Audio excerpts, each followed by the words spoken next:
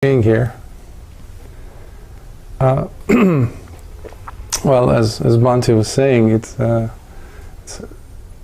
was a doctorate in Buddhist ministry, and initially it was a PhD, but I'm not much into just dedicating my life to getting to publish something that ends up possibly being a doorstop. No one reads. The whole path for me has been one that involves transformation of oneself, above all, but also hopefully those years that we dedicate in studying a subject, dedicating our lives to, ends up hopefully transforming others in a better way, into to raise their quality of experiencing life. And in wondering about planning and thinking about today's topic, it goes very much in line with the theme of transformation.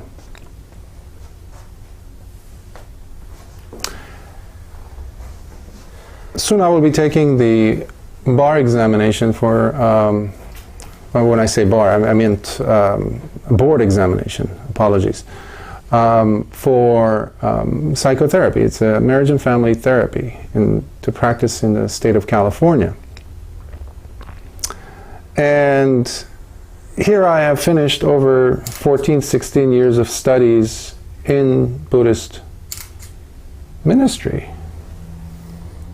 And I was thinking, what's the connection? How can I sit down and within a few words, a few sentences, explain to them the connection of Buddhism proper, the oldest schools of Buddhism at least, with modern ways of providing psychotherapy? How would I be able to adequately and sufficiently and in a just way explain that to a layperson, someone who's not aware of it? And it was so easy to just see how the Buddha was the first psychotherapist. All the methodologies that Western psychology, schools of psychology and therapeutic methodologies have been doing the last 200 years or so, since the original person, founder, many people would agree, has been Freud. But that's like the tip of the iceberg. And the rest of the iceberg itself, floating on the bottom of the ocean, is the bottom of the surface, is what, for me, Buddhism has come to represent. We're trying to catch up to what has been taught for 2,600 years. We haven't even scraped the surface as far as therapeutic methods are concerned in coming up with interventions and helpful ways of helping individuals deal with depression, for example. And that is where my hope of today's talk being helpful comes to form itself in the transformation theme. In Buddhism, there's a tremendous emphasis on the roles of perception and conception. Perception and conception. Over 2,000 years ago, Plato in the West explained what today modern psychologists and experts in the field call internal models. Plato used the term form, capital F and lowercase f, form. And he also gave the parable of the cave, if some of you are aware of it or remember it. Well, he said, just imagine if there's a young little boy who's been kidnapped and taken to a distant land and placed inside of a cave and chained down with his back facing the outside world. So every once in a while, and he's not allowed to see his captors at all. But when he does open his eyes, he's looking over and seeing the shadow of those individuals passing by in front at the mouth of the cave.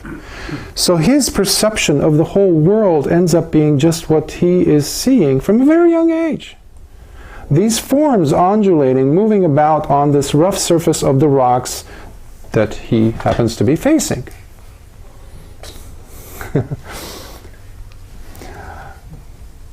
So, and then let's say his captors are one day revealed and his tribe somehow comes in and saves him and takes him back to society. How will this young boy, who's now a man, relate to, deal with what he has to face with as far as understanding, perceiving the world around him?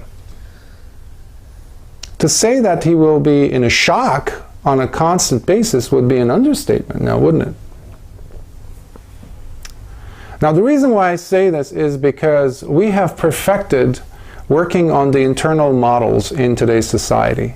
Every time you're looking at an advertisement, every time you're listening to a station, and every time you're looking at your phone to see what feeds you get, news feeds, etc., those models are internal models are being chiseled and manipulated to such an extent that human beings are truly becoming more and more of just pure and simple consumers. We're consuming that, and less able to perceive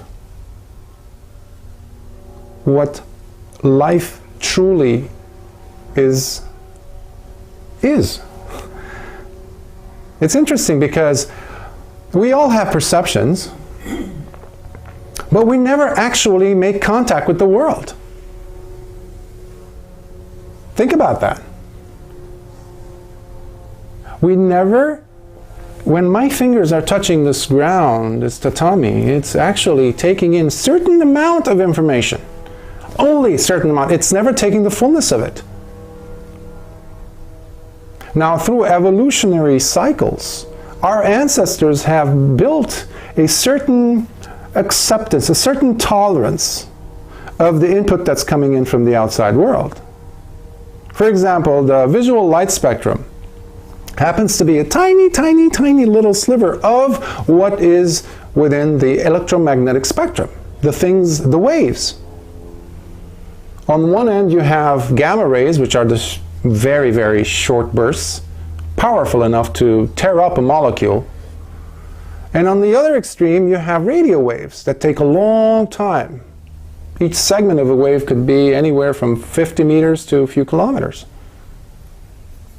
Now, within this area, you have a tiny little, very like shorter than a hair's breadth of what we call visual light spectrum, of which we have Roy G. Biv: red, orange, yellow, green, violet, indigo, and purple, right? Biv, violet, yeah. Anyhow, orange. That's what our eyes could capture, and only specific amount of that, as our eyes diminish in their potency to capture. Now, I'm just giving you an example of the visual light spectrum, things that are caught by the eyesight, a good eyesight, which, according to Buddhist breakdown of a human being, it just happens to be one of the 6 perceptions. Now, when we move into the cognitive field, into the mind, which is again one of the other perceptions that are talked about, explained in the Dhamma by the Buddha, we see how we have come to accept only a certain portion of what represents for us individually what we can call the world. What we accept as, this is my world, this is my language, I can actually understand that. See, I try to understand Spanish, for example, but I will not understand it as well as a person who is fluent in it, is their first language, for example. Why? Well, because they grew up in it. It's in their blood. They understand it, the vocabulary, every aspect of it The similes, nuances, aphorisms, everything, they think in Spanish. Okay. When we're talking about the Dhamma, it is very tempting for us to just hone in and secure ourselves one or two themes that kind of match our perception of the world, which happens to be limited to our internal models, what we have come to accept as, this is me, this is who I am, this is what ticks me, this is what I resonate with. And this is where it becomes a problem for us to presume that by simply taking one or two aspects of the Dhamma, it could be historical, it could be something about a creative aspect of it. For example, some people have come to the Dhamma because of the art, because of the architecture, because of their leanings, because of their constitution, the way they think about art, and it resonates with them because of their karmic influences or whatever you want to call it. So something grabs them. However, dwelling on that aspect of what the Dhamma represents is like me sticking to a few words of Spanish and presuming that I know Spanish, that I know Spanish culture. It's ridiculous. I have to go to a country that actually is, that's what they speak. That's how they connect with, in order for me to understand and absorb. So every time we're exposed to the Dhamma, we need to understand the role that our perception has and how much is getting into this. Sometimes after Dhamma talks, people come and ask questions and make comments or raise an issue or raise a question, and that opens up a doorway for possible interference of their interpretation or our understanding of internal models, of what we come to accept. There's a term a phrase that the Buddha had said several times actually in the Nikayas, the earliest teachings that we have. He says something like, Sabbe putujjana ummattaka.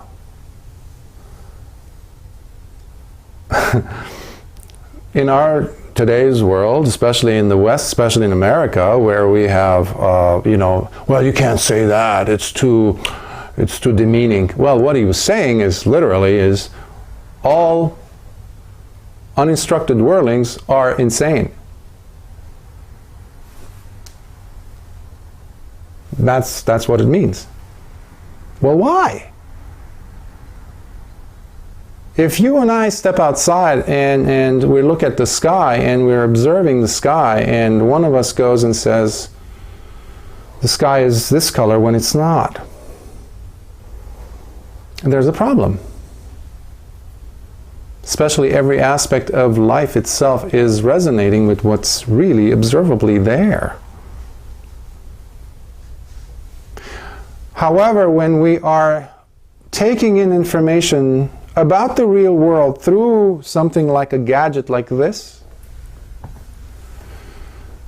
whatever is being offered to us, consumers, we are in a much tougher jam than the people who approached the Buddha 2,600 years ago. What I mean by that is our internal models have become a lot more limited. Our ancestors' internal models were a lot vaster, wider. See, when our ancestors used to step into the jungle, they were able to identify the different leaves thanks to their color hues, to their differences in shape, the barks, the branches of the trees, the fruits. That's how we have the ability to see different colors, by the way, biologically speaking. Because it was very much related with our survival, with our understanding, with our ability to make it back to the cave. When you look at your body, that's what it is. a history of evolution. Now what is happening is more and more and more and more of those abilities are being stripped from us. Why? Because we have somehow become simply content with the limited information that we get from the real world. Now, oftentimes you've probably heard me say that it's never about the outside world, it's about this person here, the individual, you, the person you see in the mirror. Well, the reason for that is to simply bring the attention, to redirect you back into the fact that we have within us these three poisons: greed or attachment, aversion, hatred, right? And delusion. I've heard a few students say, oh, you always talk about that. It's like sooner or later that's where you, well, but that's the problem. That is the source of the disease. And if there's going to be a transformation of an individual, see, that's what Buddhist psychotherapy is all about. The Buddha was talking about moving from this sickness.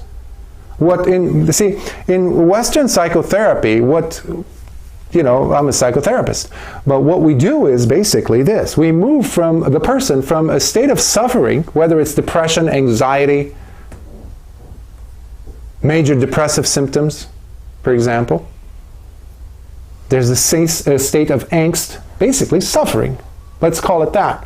We move the person from that and the symptoms pertaining to that state into a state where, we don't use the term, but that's what everyone agrees on, we move them from suffering to a normal unhappiness.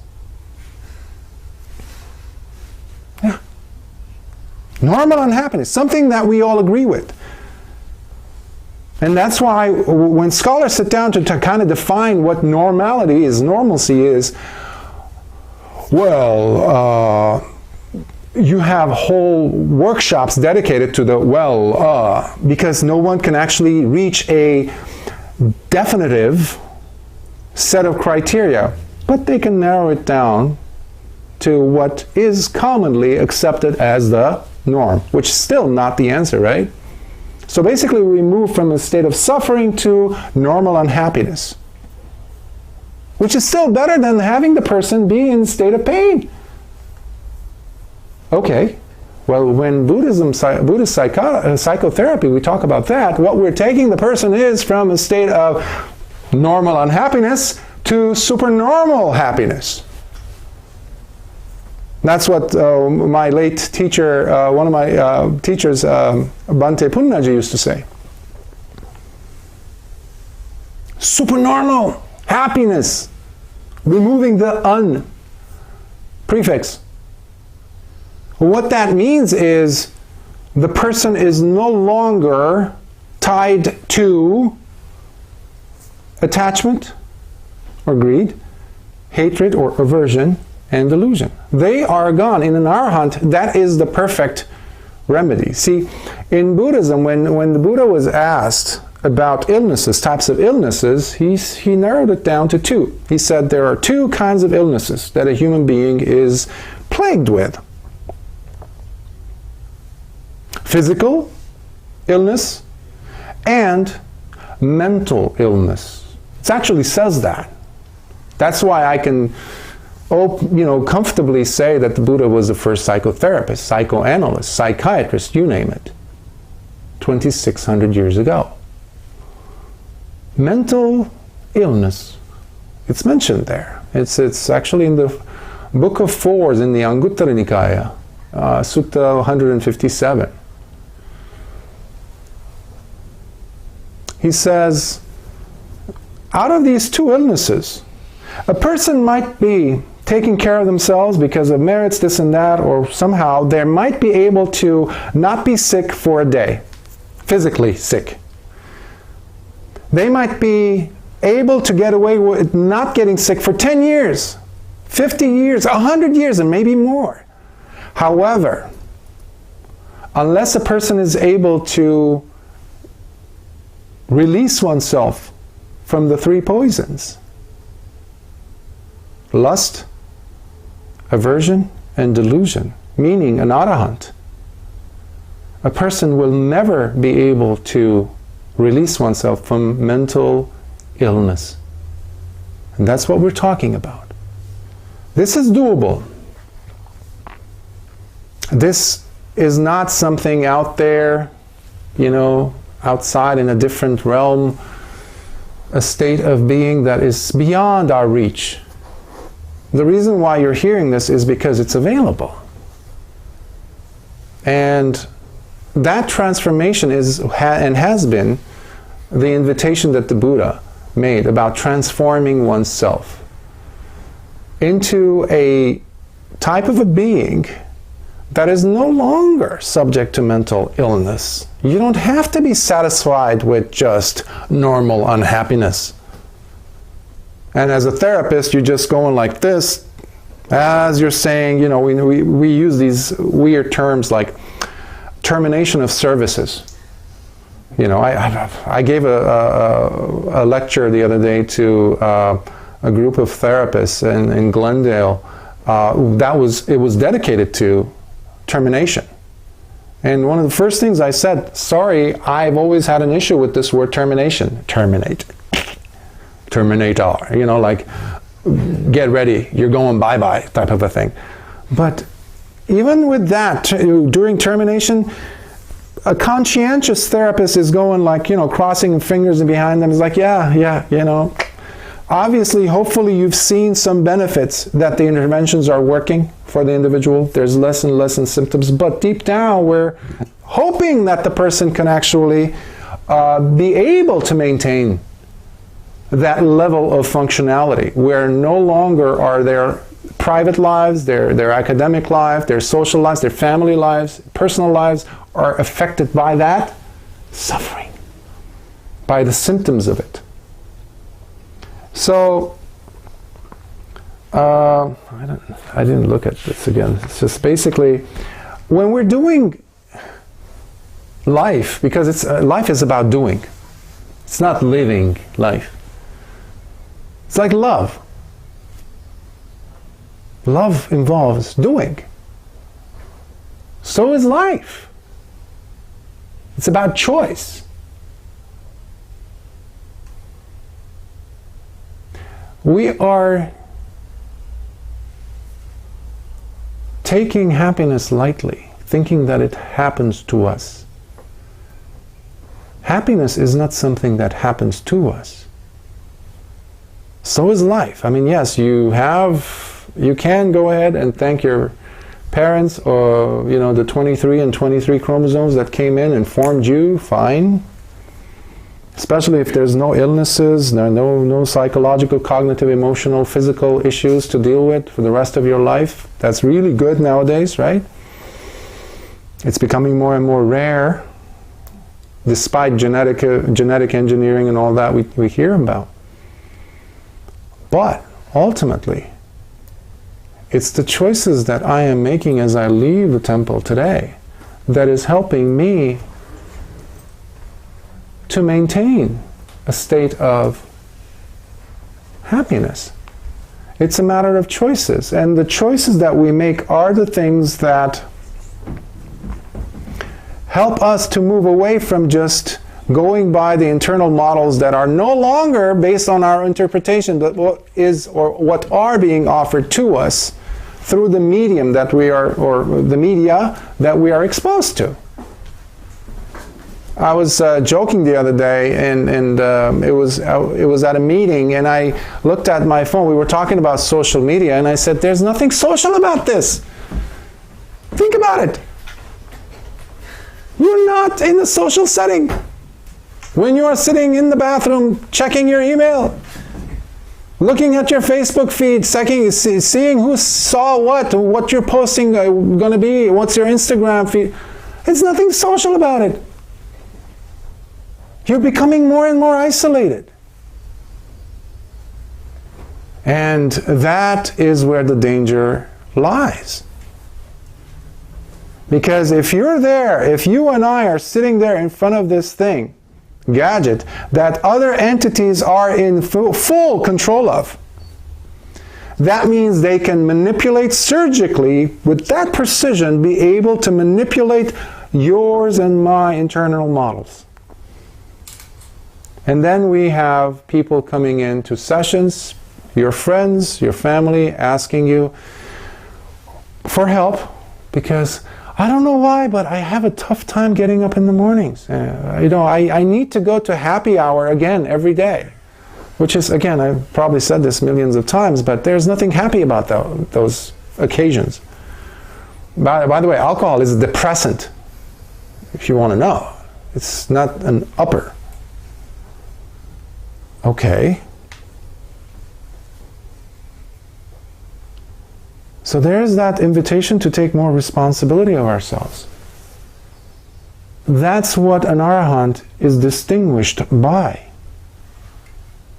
The arahant is able to walk and live one's life just like you and I.